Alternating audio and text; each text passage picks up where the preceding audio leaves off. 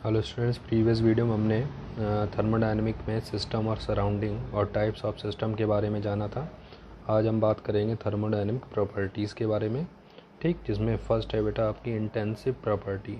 Intensive property यानी intensive property are those which does not depend upon the quantity of matter present in the system. यानी ऐसी property जो system में present quantity of matter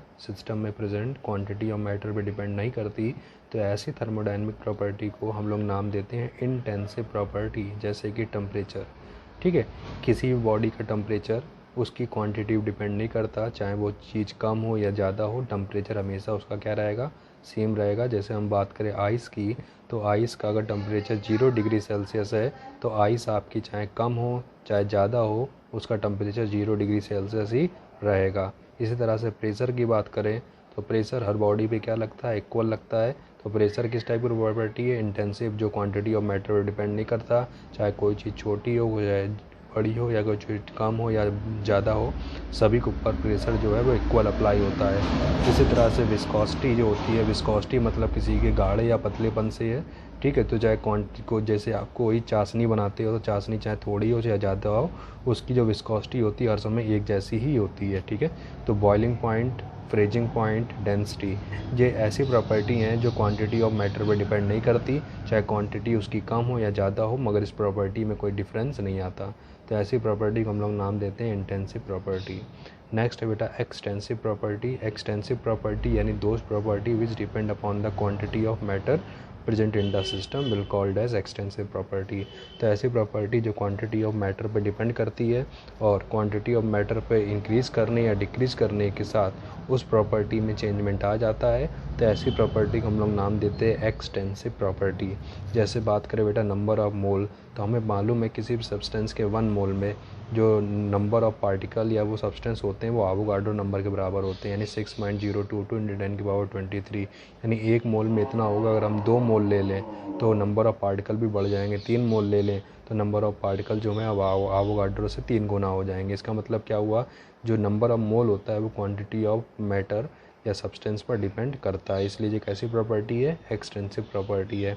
enthalpy की बात करें तो एंथैल्पी एक टाइप की हीट होती है, और जो हीट है वो क्वांटिटी ऑफ मैटर पर डिपेंड करती है। यानी अगर आप कोई चीज़ कम लो तो उससे हमें कम हीट मिलेगी, और कोई चीज़ ज़्यादा लो तो उससे हीट भी क्या मिलेगी, ज़्यादा मिलेगी। जैसे कि वुड यानी लकड़ी की अगर थोड़ी सी क्वांटिटी लोगे, उसको जलाओगे तो उससे कम हीट जो मिलेगी वो कम मिलेगी, और लकड़ी को अगर हम बढ़ा लें तो उससे हीट क्या मिलेगी, ज़्यादा मिलेगी। यानी जो एंथैल्पी है, हीट है, वो क्या है, क्वांटिटी ऑफ मैटर पे डिपेंड कर रही है, और कम क्वांटिटी में वो चीज़ कम हीट देगी, ज़्यादा क्वांटिटी में ज़्यादा हीट देगी। इसी तरह से एंट्रोपी की बात करें तो एंट्रोपी का मतलब होता है रैंडमनेस या डिसऑर्डरनेस, ठीक है। अगर किसी सिस्टम के अंदर कोई पदार्थ जो है, कोई सब्सटेंस जो है कम क्वांटिटी में है, तो वो आपका उसकी एंट्रोपी क्या होगी, कम होगी, क्योंकि उसके में रैंडमनेस कम होगी। और जैसे जैसे क्वांटिटी ऑफ मैटर उसमें बढ़ती जाएगी, उसमें नंबर ऑफ पार्टिकल बढ़ते जाएंगे, इस तरह से रैंडमनेस बढ़ती जाएगी, यानी एंट्रोपी जो होगी इंक्रीज़ कर जाएगी। यानी एंट्रोपी भी कैसी प्रॉपर्टी है, एक्सटेंसिव प्रॉपर्टी है। सिमिलरली एनर्जी, वॉल्यूम, मास, ये सभी जो प्रॉपर्टी हैं जो क्वांटिटी ऑफ मैटर पर डिपेंड करती हैं, और क्वांटिटी ऑफ मैटर के इंक्रीज़ करने या डिक्रीज़ करने से इन प्रॉपर्टी में चेंजमेंट आ जाता है, इसलिए इन प्रॉपर्टी को नाम देते हैं एक्सटेंसिव प्रॉपर्टीज़। अब हम बात करेंगे बेटा थर्मोडायनेमिक प्रोसेस के बारे में। ऐसे कौन कौन से प्रोसेस जो थर्मोडायनेमिक में हम लोग यूज़ करते हैं, तो बताते हैं बेटा। ये thermodynamic process is a path or an operation by which a system changes from one state to another state, these are classified as, ठीक है।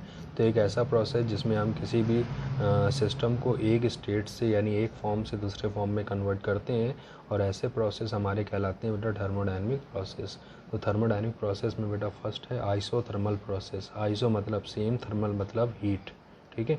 मतलब एक ऐसा प्रोसेस जिसमें पूरे, थर्मल मतलब टेम्परेचर या हीट, ठीक है। मतलब एक ऐसा प्रोसेस जिसमें, या एक ऐसा प्रोसेस जो कांस्टेंट टेम्परेचर पे हो, कैसा हो, कांस्टेंट टेम्परेचर पे हो, तो ऐसे प्रोसेस को हम लोग नाम देते हैं आइसोथर्मल प्रोसेस। यानी if a process is taking place at constant temperature, it is said to be isothermal. That is iso मतलब सेम, थर्मल मतलब टेम्परेचर, यानी एक ऐसा प्रोसेस जो सेम टेम्परेचर या कांस्टेंट टेम्परेचर पे होता है वो आपका आइसोथर्मल प्रोसेस कहलाता है।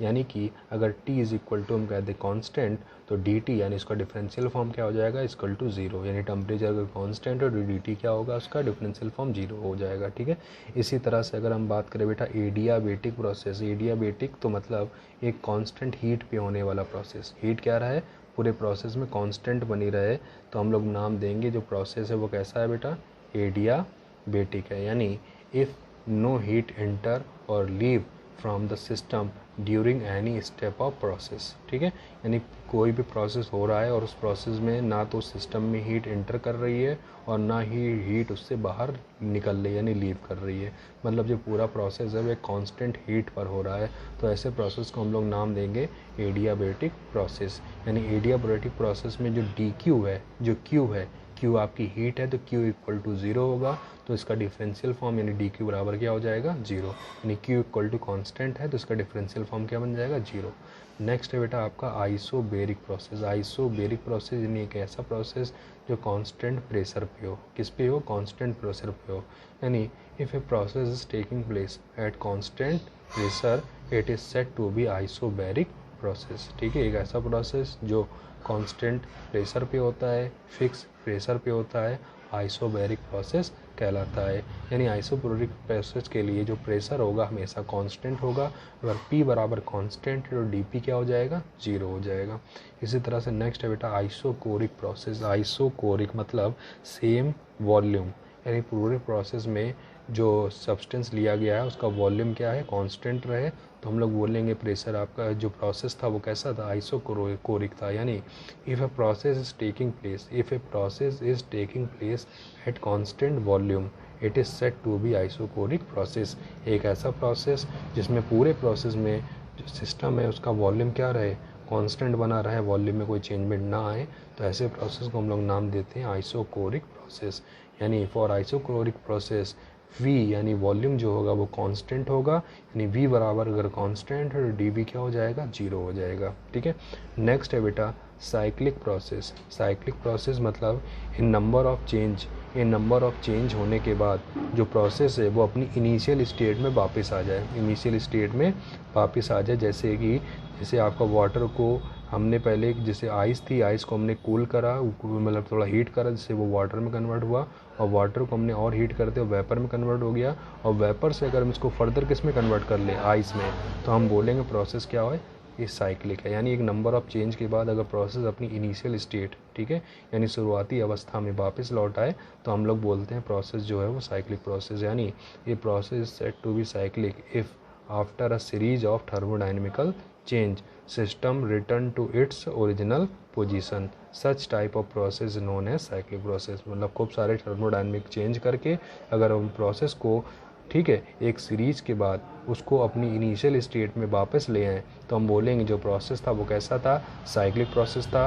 और यहाँ बताया जाता है बेटा for a cyclic process internal energy change will be 0 and enthalpy change of the process will also be 0। यानी साइक्लिक प्रोसेस के लिए इंटरनल एनर्जी, ठीक है, और एंथैल्पी जो होती है वो हमेशा क्या रहती है, 0 रहती है। In delta E is equal to 0 और डेल्टा H यानी एंथैल्पी चेंज भी क्या रहेगा, 0 रहेगा।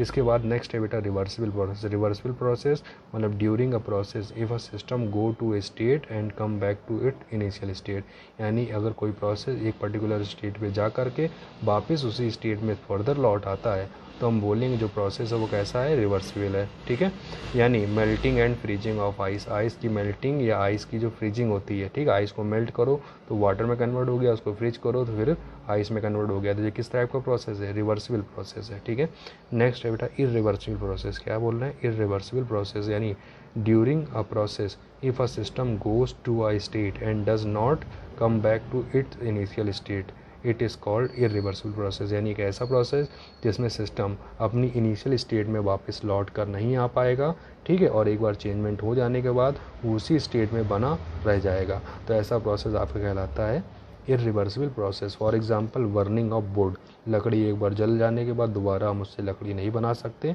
यानी बर्निंग ऑफ वुड आपका कैसा है, इरिवर्सिबल प्रोसेस है। ठीक है, और साथ ही जितने भी नेचुरल प्रोसेस है, यानी नेचर में होने वाले जितने भी प्रोसेस हैं वो सभी इरिवर्सिबल होते हैं, यानी उनको दोबारा हम इनिशियल स्टेट में वापस नहीं ला सकते। जो ये थे आपके बेटा प्रॉपर्टी थर्मोडायनेमिक प्रोसेस के बारे में। ठीक है, तो इस वीडियो में इतना, बाकी हम लोग देखेंगे नेक्स्ट वीडियो में।